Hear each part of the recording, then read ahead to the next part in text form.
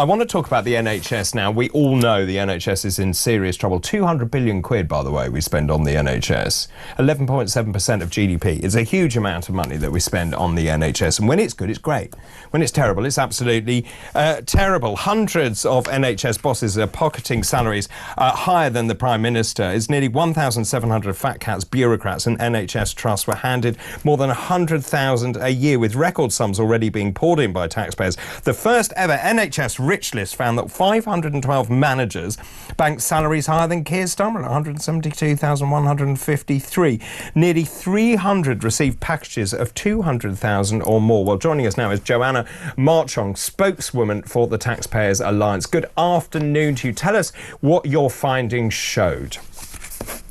Hi, David. Thanks for having me on.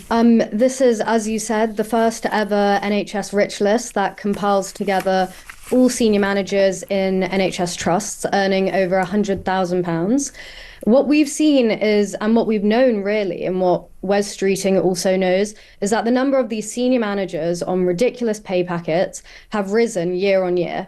And after Wes Streeting has made his speech saying that he's going to incentivise NHS senior staff and senior managers to say, well, you're not going to get bonuses, you're not going to get pay rises unless your trust is performing, the TPA have helpfully compiled all the senior managers, their wages and their total remunerations, and put it right up against the referral to waiting times and how well they're doing on keeping to their A&E timings, that it should be, you should be no longer in A&E for over four hours. And not many trusts have actually come through on that promise. And we've just made it clear and simple. You really have. I was just looking at these numbers. They're extraordinary. So do you want to just tell us some of them? I'm just looking at, say, for example, Dr. Michael van der Voort, Chief Medical Officer at West Hertfordshire Hospitals, earning £357,500. The Chief Executive of the Royal Marsden, Dame Callie Palmer, £312,500 last year. The Chief Medical Officer at University Hospitals of Bristol and Weston, £322,500. Also, it wasn't just, from what I read earlier on, it wasn't actually just the bosses of these hospitals. There are people in senior position in these hospitals who are, quite frankly, are being paid far too much for what they're doing. Yeah, you're completely right again. So you'll see that the worst trust by percentage of A&E attendances that were seen in less than 4 hours was actually Cambridge and Peterborough NHS Trust. And you're waiting there for over half a year, basically, from being diagnosed with what you have to then getting the treatment for it.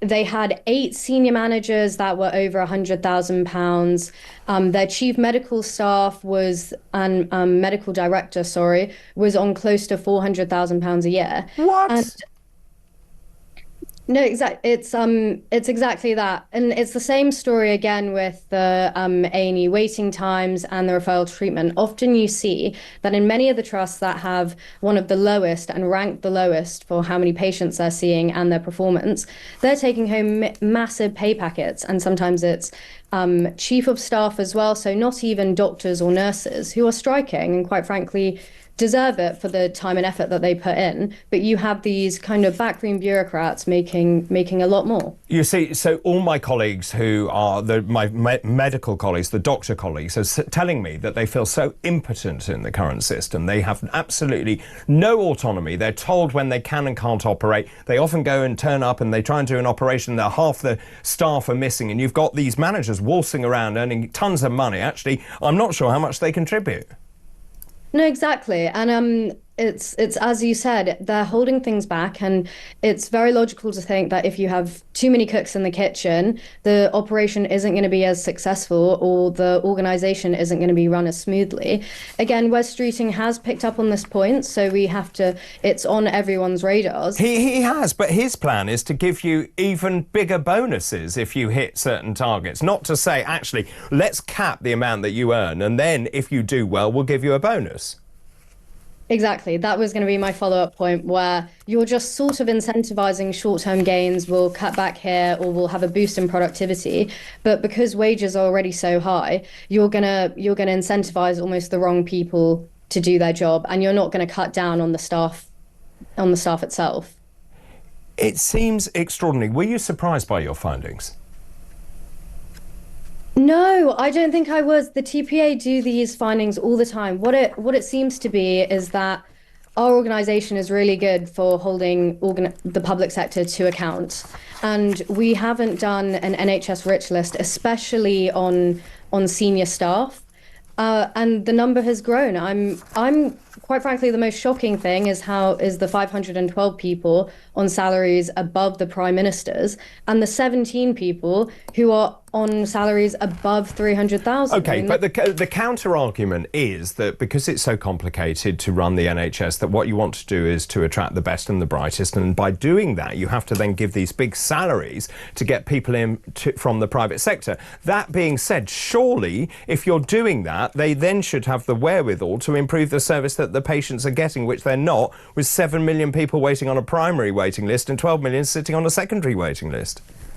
That argument, of course, it's been used. We hear the same argument said in like town halls and councils. The difference is in the private sector, they're allowed to say, well, we'll offer a competitive salary because their environment is a lot different. They have key performance metrics, they have objectives, they have to be consistently proving their worth. Whereas in the public sector, because it's grown to be the body that it is, it just means in the NHS trust, in the NHS specifically, you get essentially an unregulated, unmonitored influx of these people on these salaries without having their performance linked to it. And what we can see here is A&E waiting time times the average time that people are there might be going down since Wes Streeting has been involved. But the situation is still quite bad. The worst performing trust, East Cheshire, they had only 50.6% of patients being seen within 4 hours. I mean, how can you measure success in half? And they're earning over £350,000 a year. So the worst trusts are still having these senior managers, the director of people and culture, earning these ridiculous salaries. And Joanna, are you going to do this annually?